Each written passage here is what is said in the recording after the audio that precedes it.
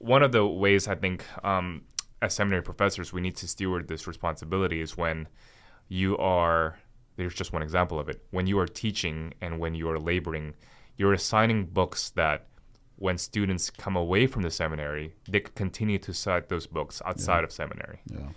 In other words, if the students are coming away from your seminary classes and your seminary curriculum, and they're citing the books in your classes in a new context, and then people outside of that context are saying, I would never think that this is credible scholarship or this is not something citable, then I think you have set your students up for disappointment and discouragement.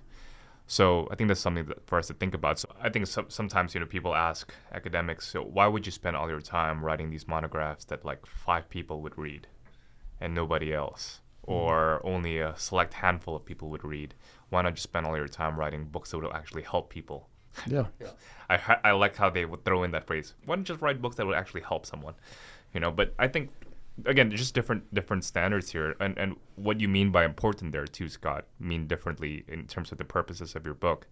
So hopefully people understand that when we talk about importance in terms of academic monographs, you're not talking about books that would necessarily be tweeted out or talked about in your churches, but they might still be in print 150 years from now, or they might be footnoted way more than the popular level book that would make a big splash, let's say, in the magazines and the Twitter world, for instance. But perhaps in 50, 60 years would look incredibly dated.